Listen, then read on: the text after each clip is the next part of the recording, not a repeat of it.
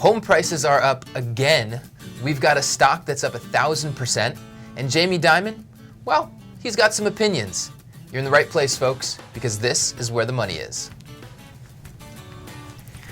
Matt, this morning we got more numbers, more housing numbers from the FHFA.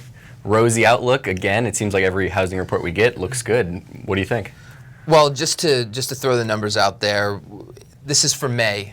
May home price index was up 0.7% from the month before. This is the 16th consecutive month that home prices have been up. Year over year for May, 7.3% increase, although we're still down about 11% from the peak in 2007. So, I mean, it's just this continued home price strength, and you know, this is good for people who own homes. This is good for banks that we look at. It's good for the economy. It's hard to find too many downsides for this. I'm going to take a little bit more pessimistic view. Last week, our colleagues Austin Smith and Chris Hill, they did a housing show, and they were talking about private equity buyers and investors that were coming in and buying distressed homes, distressed foreclosures, short sales, etc. And that activity slowing down a little bit. I think that might have been a bigger support to the housing market than maybe being played out. So I'm a little bit more pessimistic on the outlook. I don't think we're going to continue to see these 15% year-over-year increases. I don't think we want to see 15. I agree. Do we want to see that? No, and I think when you look at kind of just, can people afford it? We talked about private investors. They're not really the average American, and I get a little bit concerned that the average Joe, his median income isn't rising very fast. Interest rates are going up. Housing prices are going up double digits. I get a little scared that it's going to price some people out of the market. You want to get me sidetracked here bringing up median income, which is a whole different conversation. You know, there was an article in the Wall Street Journal, front page of the Wall Street Journal this morning, talking about first-time home buyers and the troubles they've had getting into the market. And, you know, that's a concern. We want them to be, that's a big part of the market. That's typically a big part of the market. We don't want them priced out. We don't want them sitting on the sidelines. At the same time, though, when I read something like that, and when I think about the private equity buyers, I mean, Blackstone is an example of that. They were big into buying single-family homes that they're now putting into a big portfolio. But when I hear about first-time home buyers getting sort of priced out of the market, having to sit on the sidelines, to me, that sounds like a lot of demand that's getting pent up.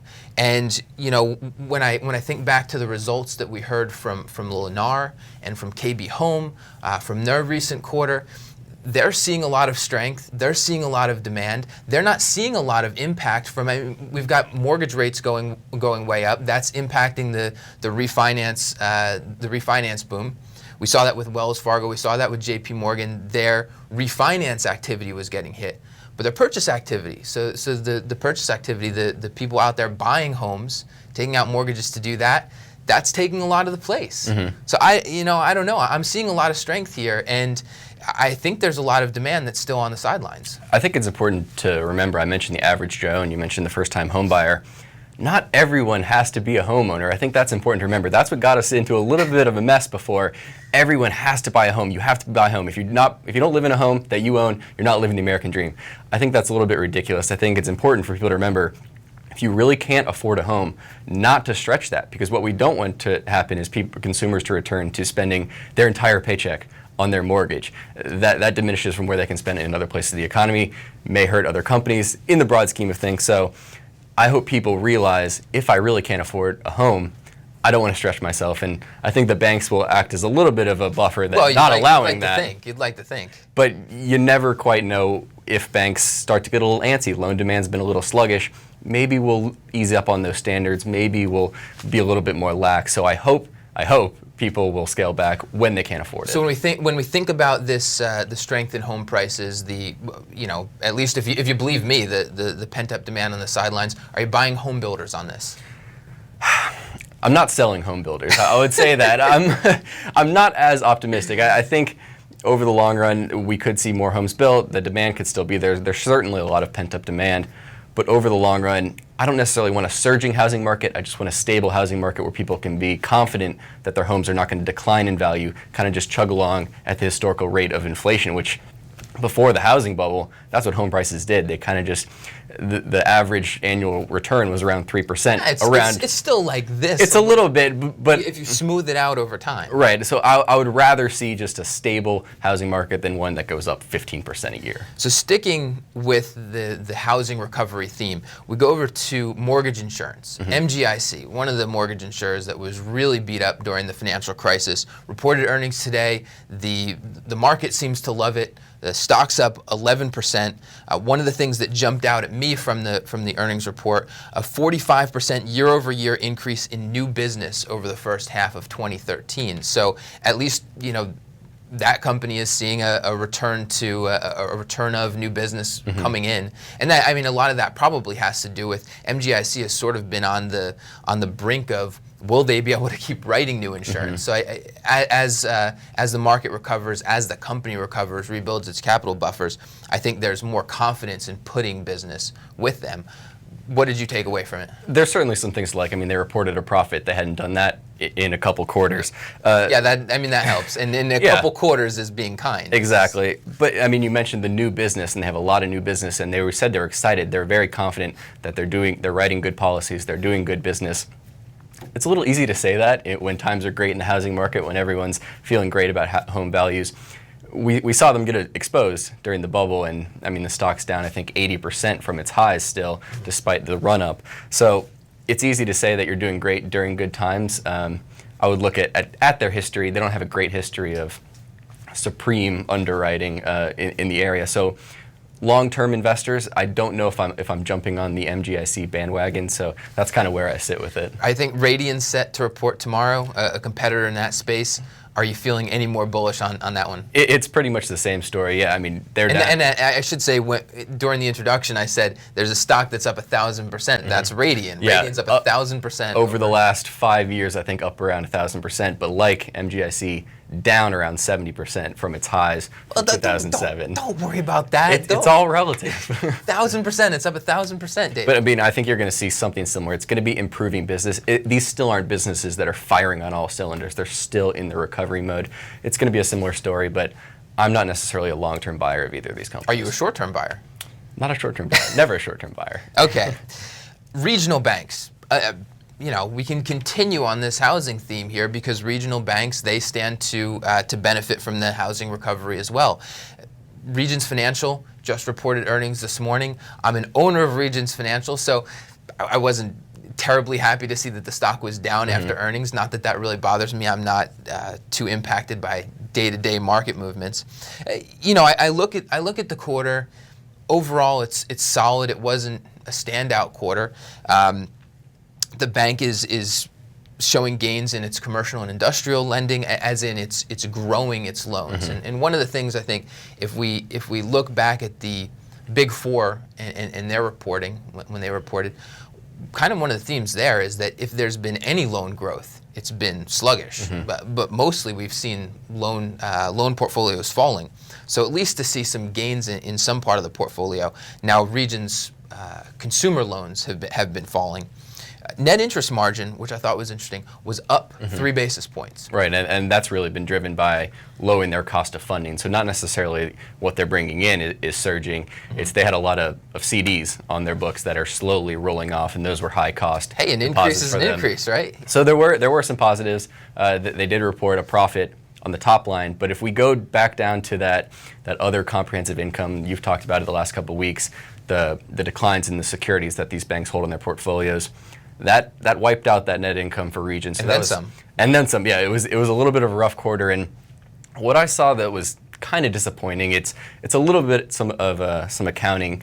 They moved some securities from their available for sale, so that what they have to mark to market, to their held to maturity. So they don't necessarily have to mark those to market. They moved a couple billion in securities over there. So I don't know how much of it is kind of accounting shenanigans that they're trying to not hide some of these losses, but maybe not post that in that other comprehensive income. So maybe a little bit disappointed. I don't know if there was some shenanigans behind it, but overall, like you said, it's a solid quarter, nothing standout, but that's the story with Regions. It's just them continuing to get on their feet. Well, in terms of that, just continuing on that quarter, when I think about where this bank was coming out of the financial crisis, it was pretty impaired. They'd made a lot of bad loans. They're in a particularly bad region. I mean, when we think about housing, when we think about banking, it really is location, location, location. Real estate is location, location, location. And so by extension, a lot of banking is as well. So when you look at the U.S. Southeast,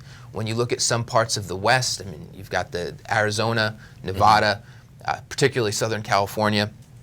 So Regions was in a really bad location, and that was part of their troubles. But now, we look ahead to the Basel III requirements, and we've seen the bigger banks building up their capital base. Regions Financial at 10.4% Basel III.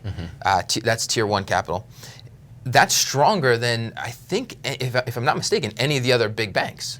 I don't think any of the other big banks have a ratio quite that high. Citigroup, I believe, was up over 10%, but not quite that high. So you've seen a big recovery in the capital base here, which is pretty impressive. The book value at Regions at the end of this quarter was $10.65. That's on a stock price, at least when I checked it this morning, of $10.25. You've still got a stock that's trading below book value. Of course, when you look at the return on that entire book value, the return on equity, at least annualized for this quarter, was 6.8%.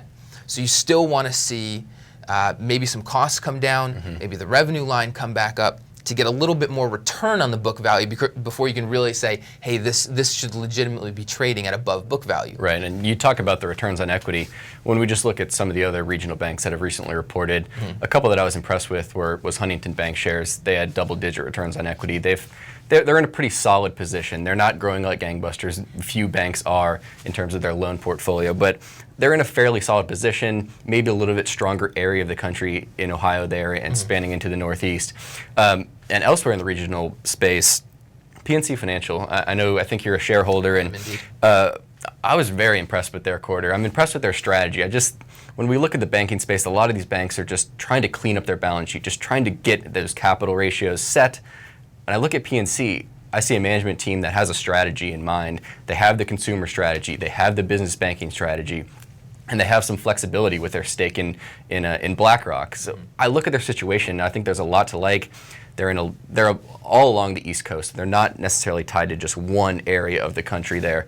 So I thought there was a lot to like with PNC going forward. When you think about being an investor, one of the things I think about is you want a company that is able or has the flexibility or the wherewithal to zig when everybody else is zagging, right? So with PNC, part of it was that they were just in a better situation. Their balance sheet didn't get beaten up as much as Regions, per se.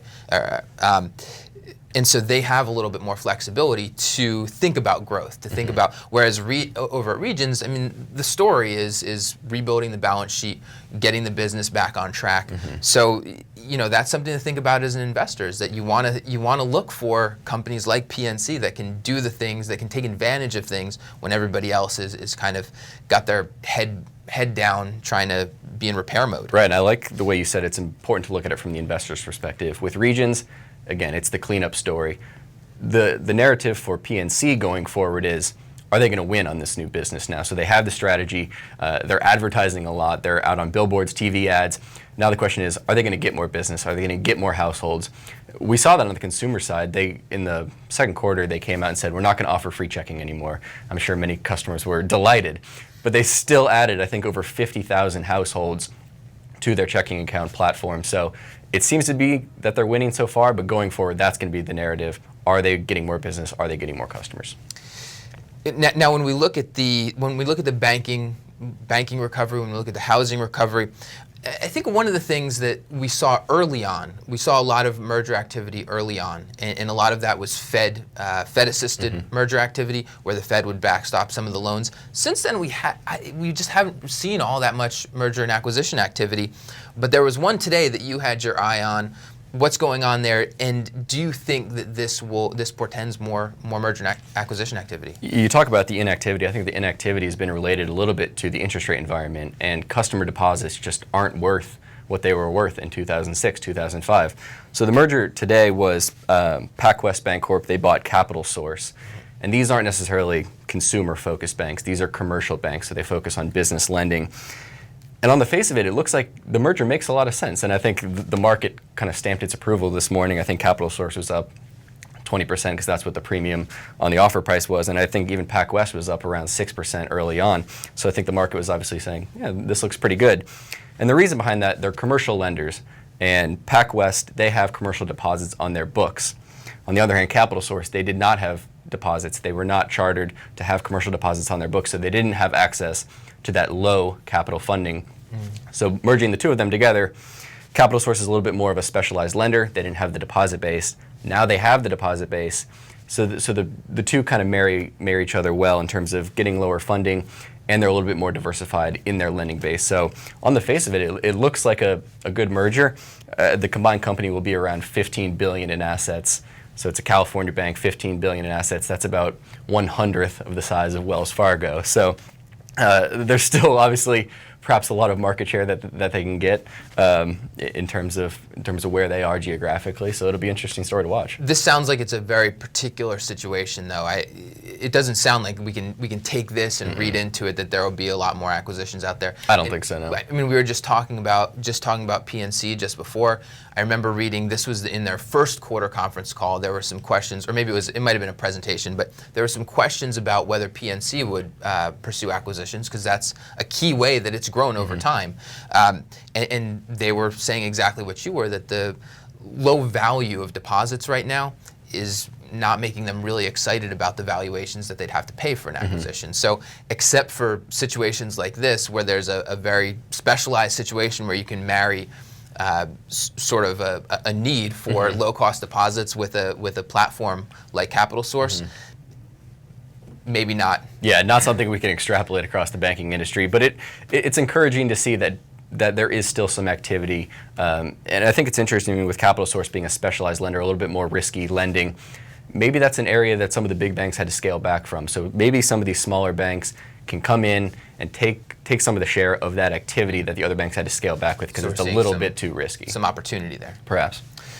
All right, and turning to Jamie Dimon, there's been a lot of talk about accounting issues this quarter, and one of the big issues, we've got the Basel III requirements coming down, and then we had the Fed and the FDIC and the OCC stepping forward and saying they want to use a leverage ratio, and they want to have that leverage ratio be higher in the U.S. than everywhere else.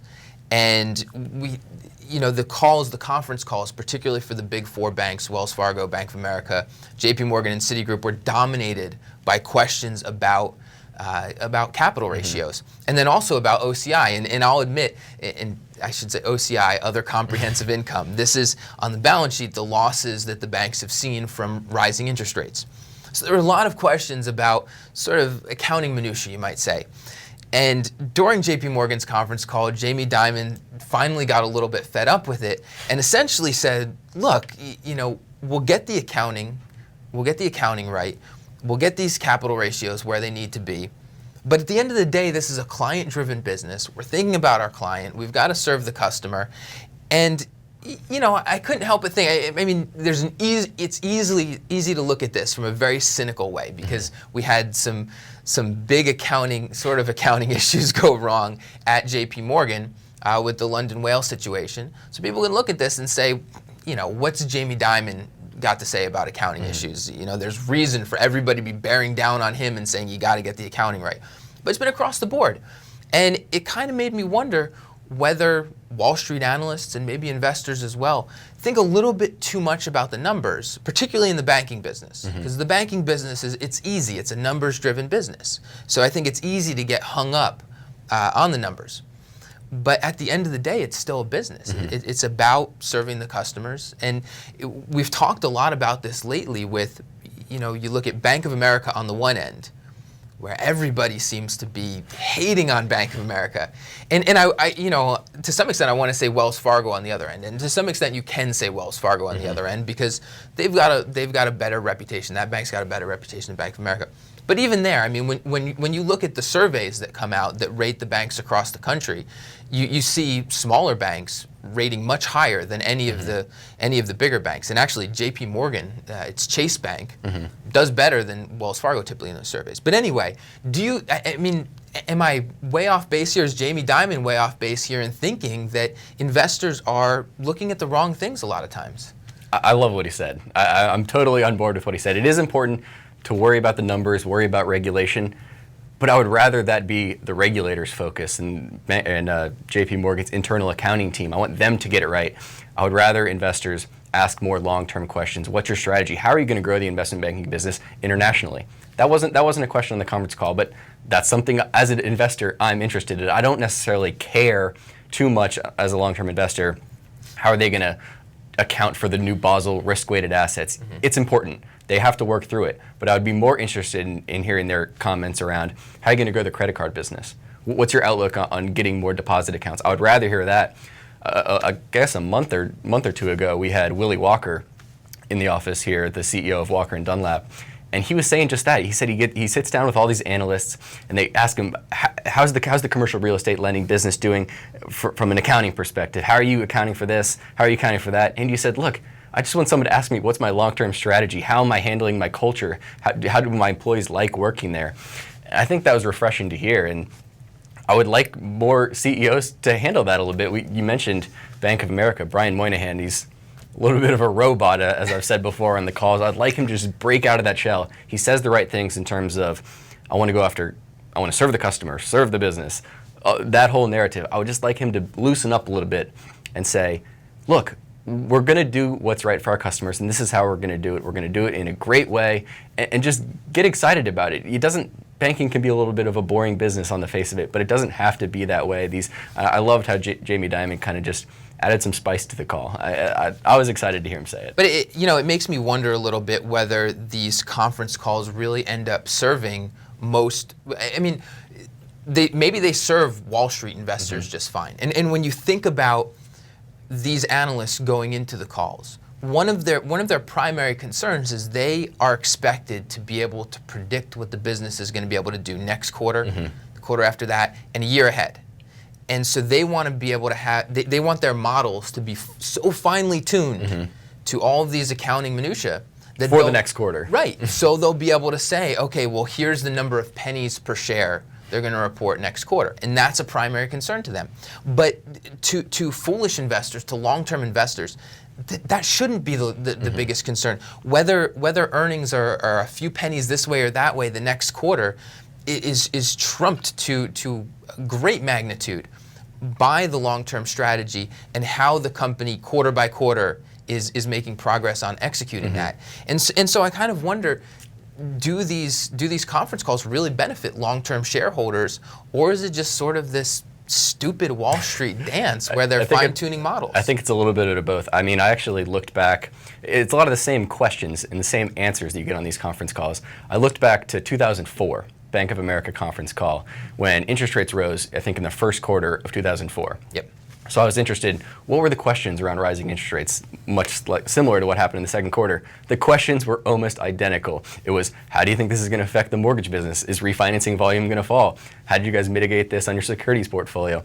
It was almost the exact same question, exact same answer, 9 years apart. So when I look at this, it's a little bit silly that these analysts ask these probing questions and how is your portfolio going to handle this market shock?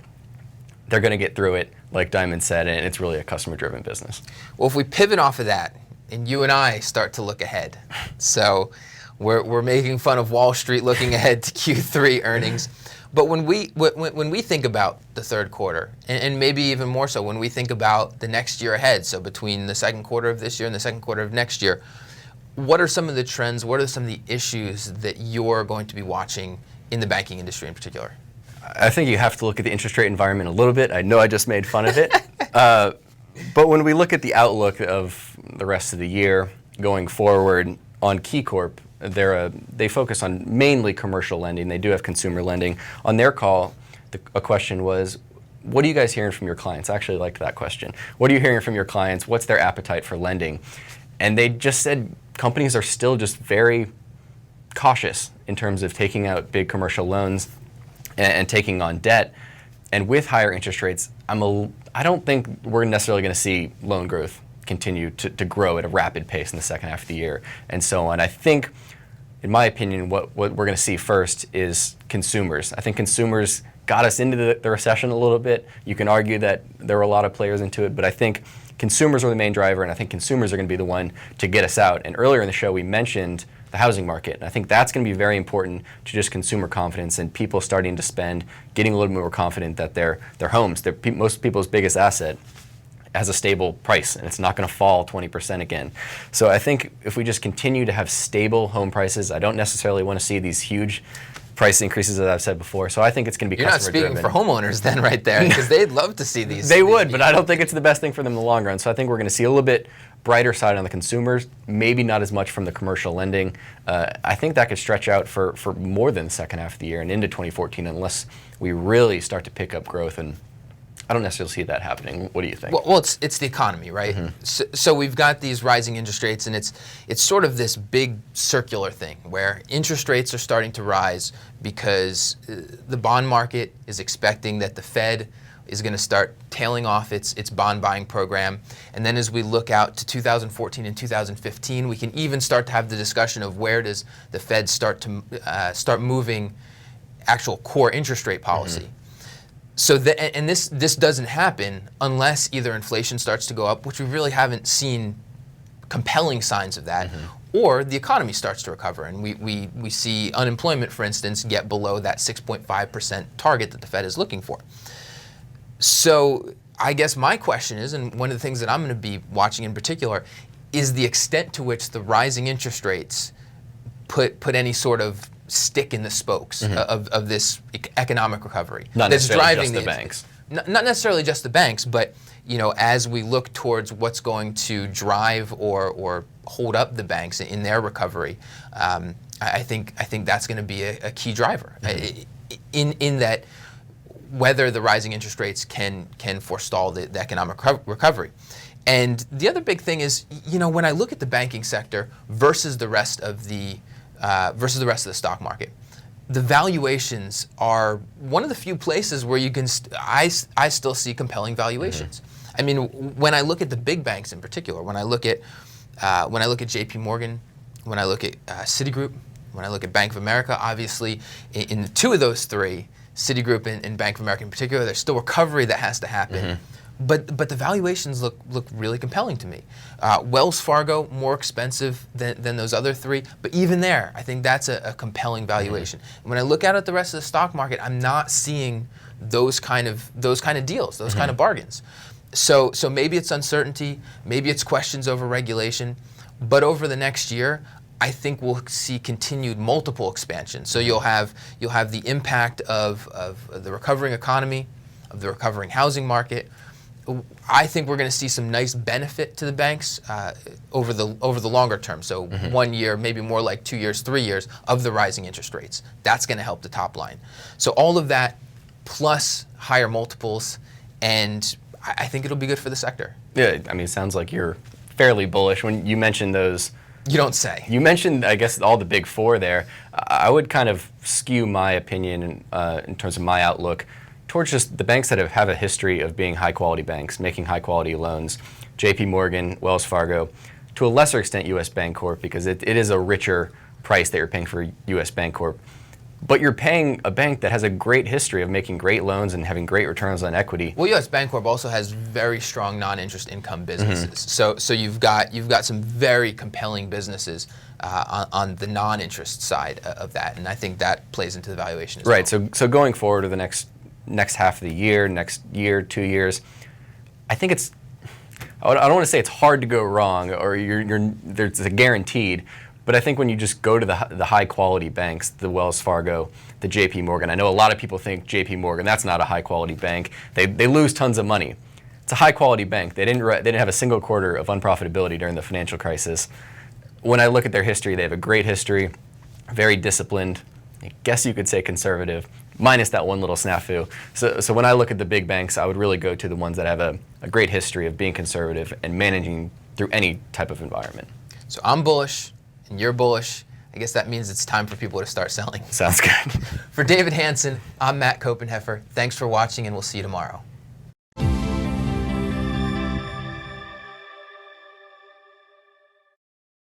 Contrarian. That's the way to go. Contrarian on yourself. To myself, whatever I say, I just have to go into my brokerage account and just sell everything I just talked about. It's the way it works. Do you have?